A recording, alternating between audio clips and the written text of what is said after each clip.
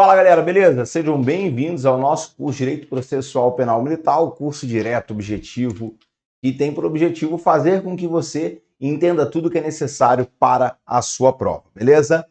Pessoal, a disciplina de Direito Processual Penal ela é interessante porque nós vamos aprender no Direito Processual Penal todos os atos que vão compor ali a lide, essa disputa entre as partes, né? A lide nada mais é do que uma disputa entre as partes, a acusação e o réu, né, representado pela sua defesa, vão disputar dentro da lide e, ao final desse processo, o Estado, na figura do magistrado, do juiz, vai dizer quem tem o direito, beleza? E isso só pode ocorrer dentro do processo. Então, o direito processual penal, ele é a regra do processo, ok? Ele vai trazer as regras desse procedimento. Imagine só que alguém viola a lei penal, ok? No caso aqui, a lei penal militar. Quando há essa violação da lei penal militar, eu só consigo dar aplicação prática ao direito penal militar no direito processual penal militar.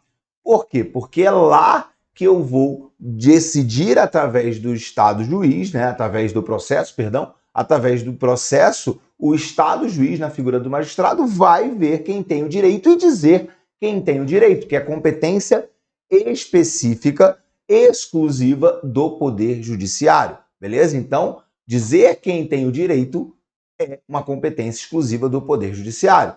E como ele faz isso? Através do processo, ok? Através do devido processo legal. E esses atos concatenados dentro do processo estão delimitados no direito processual penal, beleza? Eu acho que vocês conseguiram entender como se fossem as regras do jogo, ok? Ao final dessa partida, o Poder Judiciário vai dizer quem tem a razão, beleza? E todas essas regras estão no Código de Processo Penal, que é o nosso Decreto-Lei 1002 de 69. O Decreto 1001 é o Código Penal Militar. O Decreto 1002 de 69 é o nosso Código de Processo Penal Militar. Toma cuidado, porque ele é bem antigo, né?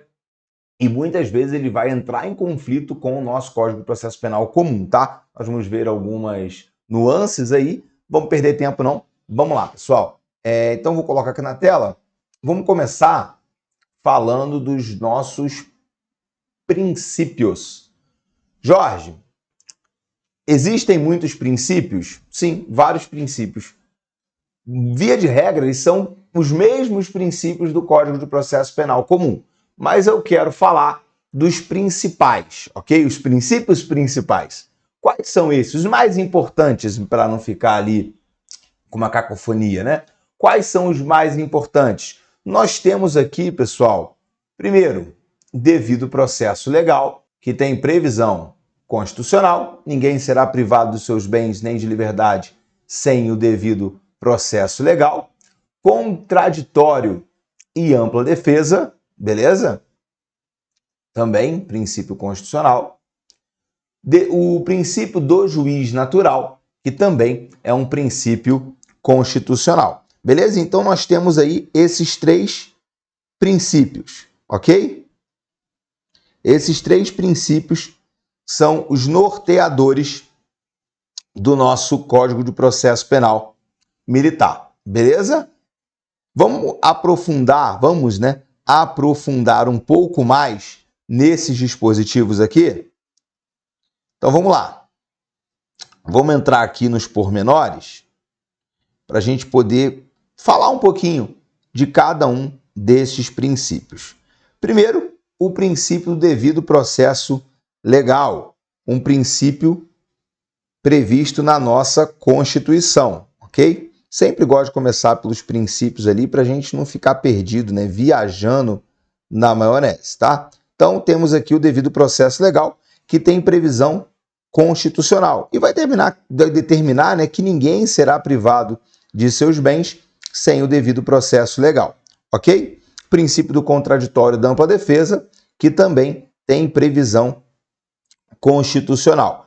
Ora, é claro que o contraditório e a ampla defesa, eles são uma consequência lógica do devido processo legal, ok? Apesar de ser de um princípio específico, eles são uma consequência lógica do devido processo legal. Por quê? Por conta desse princípio aqui, todos os atos processuais, eles devem ser informados aos litigantes, ok? Por quê? Porque eles vão ter oportunidade de influenciar as decisões tomadas em seu desfavor ou em seu favor. Então, tendo em vista a ampla defesa contraditória, eles têm que ser informados, os litigantes têm que ser informados de todos os atos processuais, ok?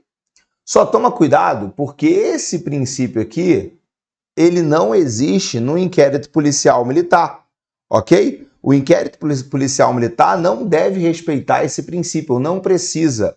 O IPM não precisa respeitar tal princípio, ok? Então, não tem obrigatoriedade desse princípio ser respeitado no inquérito policial militar, ok?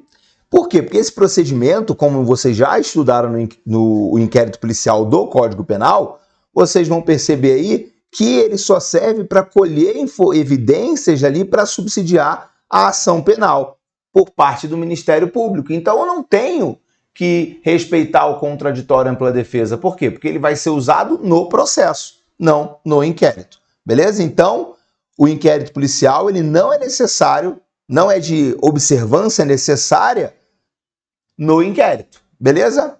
Juiz natural, pessoal. Também é um dispositivo, é um princípio com fundo constitucional, ok? E ninguém pode ser processado nem sentenciado a não ser pela autoridade competente. Vou colocar isso aqui para ficar bonitinho no seu caderno. Vou colocar aqui para vocês. Observação. Ninguém será processado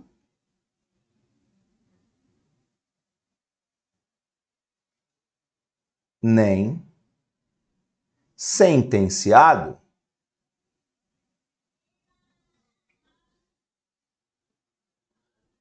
a não ser pela autoridade competente. A não ser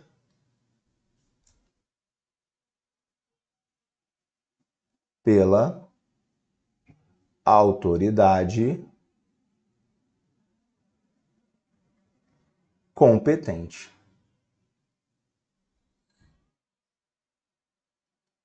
Beleza? E aí, a gente tem que aprofundar um pouco nisso aqui. Por quê? Para a gente poder entender. Pessoal, preste atenção aqui.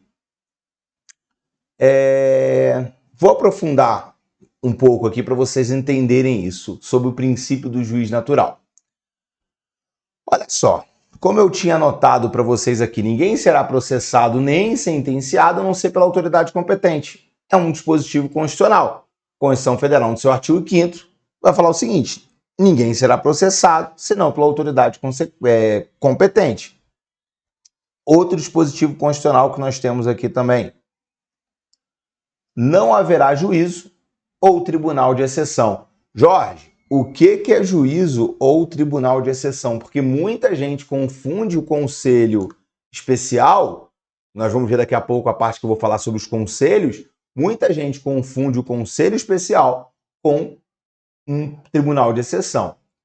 Gente, um tribunal de exceção é um tribunal que é criado para um tipo específico de crime. Quando aquele crime ocorre, após o cometimento do crime, você cria o tribunal. Aquele tribunal não tinha competência para julgar aqueles crimes, mas após o crime acontecer, ele é criado. Pô, Jorge, me dá um exemplo. Tribunal de Nuremberg, na Alemanha, após a Segunda Guerra Mundial, né? Você tem ali a vitória dos aliados ali com a invasão de Moscou.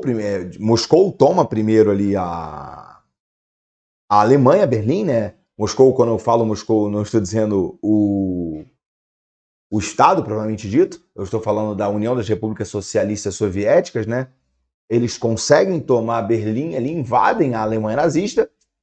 Logo depois, os Estados Unidos vão conseguir chegar ali também, um vindo pela frente ocidental e outro pela frente oriental, e a Alemanha cai. Com a queda da Alemanha, você tem ali os vitoriosos impondo um tribunal para julgar os derrotados.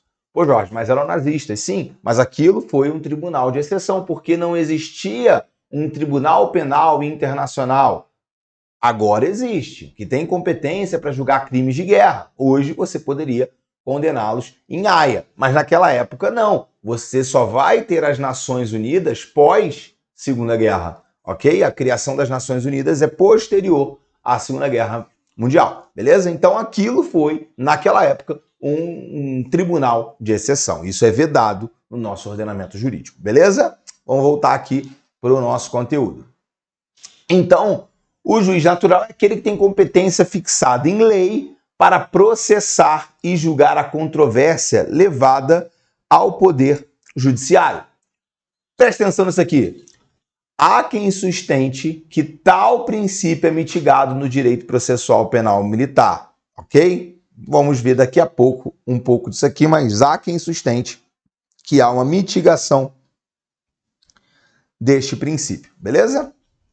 Vamos lá, pessoal, continuando aqui para a gente não perder tempo. Opa, deixa eu ver se eu não passei demais. Não. Tá.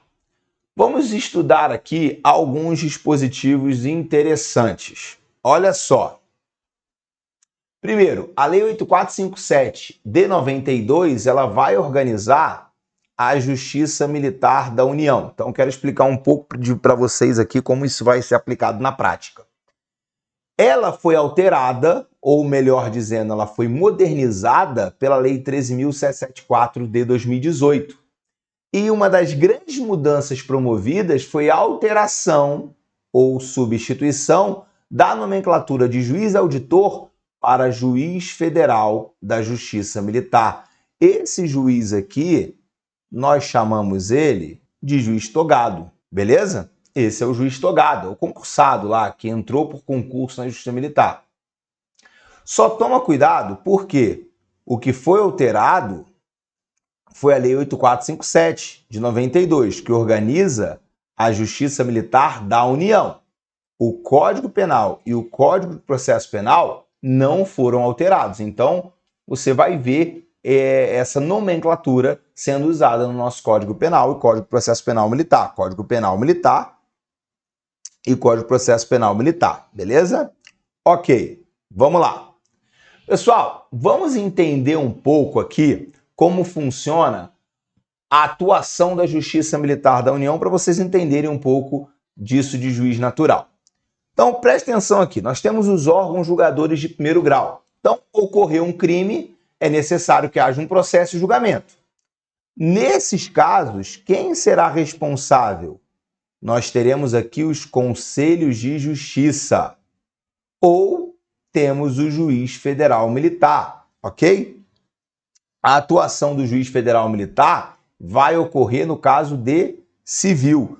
Jorge, antigamente os conselhos também julgavam civis. Sim, hoje não mais. Hoje quem vai julgar um civil por crime militar será o juiz federal, de forma monocrática. Jorge, esse civil ele pode ser julgado pelo Estado? Não. Só se for crime cometido contra a União. Civil, se não comete crime militar contra o Estado, né? Por exemplo, um civil desacata um militar em serviço, um policial militar. É crime militar ou crime comum? Crime comum. Beleza? Só para você já ficar ligado. No direito penal militar a gente comenta mais sobre isso. Mas já fica ligado que só a União tem competência para processar e julgar civil. Os conselhos, pessoal, se liga aqui, ó, conselhos. Eu tenho um juiz federal e tenho 4 juízes militares. Então, nós temos essa composição, que é um juiz federal, togado, né?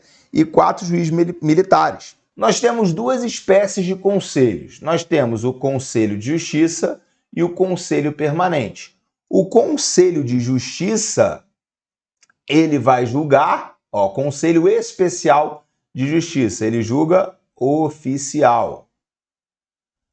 E o Conselho Permanente vai ser responsável por julgar praças. Jorge, mas quem compõe é só oficial. Isso, só ele é composto por 4 oficiais, no caso 2 militares, e um civil, que é o juiz federal togado. Beleza? sendo que nós temos a diferença aqui para julgamento. Composição não muda, mas o Conselho Especial de Justiça é responsável por julgar oficiais e Conselho Permanente julgar praças. Beleza? Tá. Vamos lá. Vamos falar um pouco da competência desses conselhos. Então, competência dos conselhos. Deixa eu trocar aqui. Tá. Conselho Especial julga oficiais nos delitos previstos na legislação penal militar. O conselho é constituído pelo juiz federal, que presidirá, e por 4 juízes militares, dentre os quais um oficial general ou oficial superior. Ok? Beleza. O STM vem entendendo que o oficial da reserva deve ser julgado pelo Conselho Especial. Cara, anota isso aqui na sua prova. Anota isso aqui na sua prova. Então, o STM vem entendendo que o oficial da reserva deve ser julgado pelo Conselho Especial. Ok? Tá. A composição do Conselho Especial é sorteada. Olha que interessante. Por isso que nós vamos falar que esse princípio do juiz natural é mitigado no processo penal militar. Sorteado e formado para cada processo em que um oficial das Forças Armadas seja réu. Após a sentença, o conselho é dissolvido. Por isso que vão dizer que esse princípio é mitigado na Justiça Militar da União. Beleza? No Código de Processo Penal Militar, melhor dizendo. Conselho Permanente. Ele vai julgar militares que não sejam oficiais, ou seja, praças, beleza? Ou praças, tá? Seja usado por julgar praças. Qual é a composição? Mesma coisa, um juiz federal, que o presidirá, e 4 juízes militares, os quais pelo menos um oficial superior. Aqui é interessante, tá? Por quê? Vem comigo aqui. Reparem que nós temos aqui, ó, os 4 oficiais generais ou oficial superior. Então, eu tenho que ter aqui oficiais generais, ó, dentre os quais um oficial general ou oficial superior. Então, eu tenho 4 juízes militares, dentre os quais um oficial general ou oficial superior. Jorge, não entendi. O que é um oficial superior aí? Vamos lá, pessoal. Nós temos, dentro dos postos do oficialato, nós temos oficiais subalternos, que são segundo-tenente e primeiro-tenente. Nós temos oficial intermediário, ou oficiais intermediários, mas aí nós só temos o posto de capitão, ok? E nós temos oficiais superiores, major, tenente-coronel e coronel. Isso no caso das polícias militares e corpo de bombeiro, tá? Se você for entrar ali no caso das Forças Armadas, você vai ter ali também os generais, tá? Então você tem o subalterno, segundo-tenente, primeiro-tenente, intermediário, capitão, superior, major, tenente-coronel, coronel e general, beleza? Oficial general, né? Então só toma cuidado aqui com essa organização aqui, beleza? Vamos lá. O Conselho Permanente, uma vez constituído, funcionará durante 3 meses consecutivos. Então, o Conselho Permanente funcionará durante 3 meses consecutivos. Os 4 juízes serão de posto superior ao do acusado, ou do mesmo posto e de maior antiguidade. Então, por exemplo, se for um general, como é que eu faço? Um general de exército, né, que é o posto mais alto ali dentro do oficialato. Então, temos um general de exército ali. Como é que eu faço?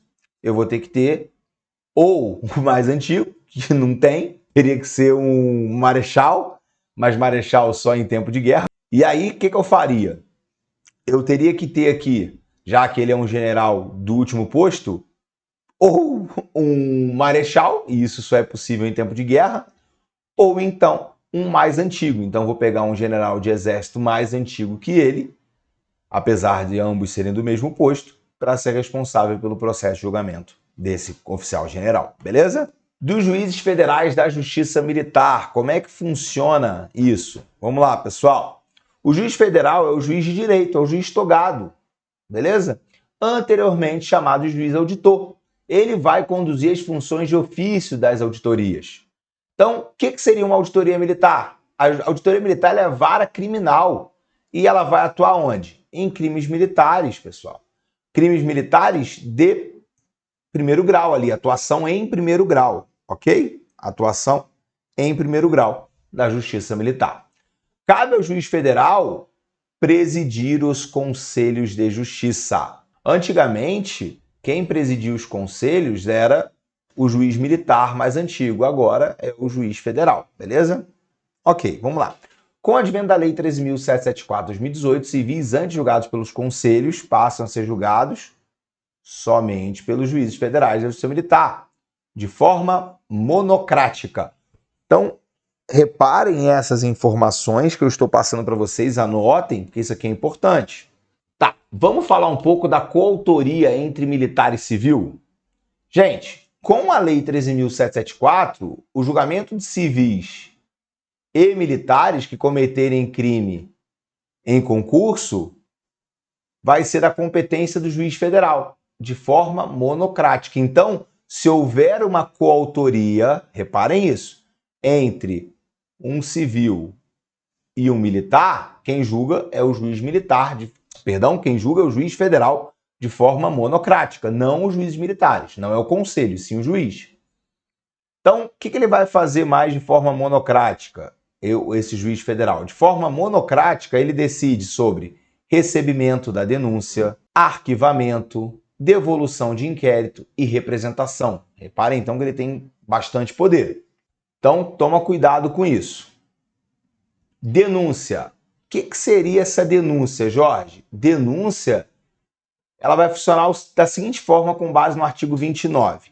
A ação penal ela é pública e somente pode ser promovida pelo Ministério Público Militar. Então, reparem que a ação penal ela é pública e vai ser tocada pelo Ministério Público Militar. E quando que eu vou apresentar a denúncia? Ou melhor, o Ministério Público Militar? Quando houver prova de fato, ok? E indícios de autoria. Cuidado para eles não trocarem. Você tem que ter a prova do fato, ok? Por exemplo, um homicídio. Tem que ter a prova que aconteceu aquele homicídio. E indícios de autoria, beleza? Eu não preciso ter prova da autoria, basta indícios, ok? Por isso que é o processo. Tá. Como funciona a Justiça Militar da União? Eu tenho aqui o Superior Tribunal Militar, como última instância da Justiça Militar. Eu tenho 12 circunscrições judiciárias militares e eu tenho as auditorias. A auditoria é o primeiro grau. Beleza? Então, funciona dessa forma a organização da Justiça Militar da União. Vamos lá, como é que acontece isso? Vamos falar do STM primeiro, então, para vocês entenderem essa organização. STM. Eu tenho 15 ministros, tá? E esses ministros vão ocupar os cargos de forma vitalícia. Eles são nomeados pelo presidente da República. Porém, eles têm que ser aprovada a indicação pelo Senado Federal. Não é o Congresso, é o Senado que tem que aprovar. E aí eu tenho 3 oficiais generais da Marinha, 4 oficiais generais do Exército e 3 da Aeronáutica. Então, reparem que não é um número igual para todos. 3 da Marinha, apesar de ser a força mais antiga, ela vai ter o mesmo número de oficiais que a força mais moderna, que é a Aeronáutica. Então, a força intermediária em antiguidade, que é o Exército, que é a nossa força terrestre, mas a força que tem o maior contingente, é o Exército ali. Então, ele vai ter 4 representantes, ok? Então, eu tenho aqui, ao total, 10 integrantes, beleza? Todos eles, como eu tinha dito para vocês, são da ativa e do posto mais elevado da carreira. Toma cuidado, essa é a composição do STM, não confunda com os conselhos, ok? Os conselhos que funcionam nas auditorias, ok? Aqui no STM, que é o Superior Tribunal, eu só posso ter, aqui sim, oficiais generais do último posto, ok? Vamos lá. Todos da ativa e do posto mais elevado da sua carreira. E eu vou ter 5 civis nomeados pelo presidente da República. E como vai funcionar essa distribuição entre os civis, pessoal? Tá, vamos lá. Entre os civis, vai funcionar da seguinte forma. Eu tenho aqui representantes da OAB, tá? 5 aqui, ó. 5 civis. Eu tenho 3 advogados, um juiz e um membro do MPM, beleza? Ministério Público Militar. Então essa é a composição aí que nós temos dentro do nosso Código de Processo Penal Militar, beleza? Tentei explicar aí para a gente poder entender como funciona ali a Justiça Militar da União. Tranquilo? Então vamos lá. Então esses civis aqui eu já anotei para vocês, mas não custa nada aprofundar. Esses civis, então, são 3 advogados com mais de 10 anos de carreira, um do Ministério Público Militar e um da magistratura, como eu tinha falado com vocês. Todos brasileiros com mais de 35 anos e menos de 65 anos de idade. Os ministros militares permanecem na ativa e em quadros especiais da Marinha, Exército e Aeronáutica. Pô, Jorge, é vitalício então? Sim, é vitalício. Então, o cara fica até a compulsória. Sim, ele fica até a compulsória ali. Então, ele fica nativo até 75? Sim, ele vai ficar nativa até o tempo dele sair do STM, beleza? Vamos lá, pessoal. As circunscrições. Para efeito da administração militar em tempo de paz, o território nacional se divide em 12 circunscrições. Jorge, todo o país? Sim, todo o país eu só vou ter 12 circunscrições. Então é óbvio que eu terei circunscrições que serão responsáveis por mais de um estado. Ok? Essas auditorias elas serão varas criminais com atribuições de autuar em processo. Lembrando que elas são de primeiro grau. Beleza? Tá. Já falamos aqui da parte introdutória do direito processual penal militar, beleza? Expliquei um pouco aqui a parte introdutória. Como nós já estamos entrando em 30 minutos, vou fazer um intervalo, beleza? Então, falamos aqui a parte introdutória, vou fazer um intervalo e voltamos com a aplicação da Lei Processual Penal Militar, beleza? Tamo junto, forte abraço, valeu!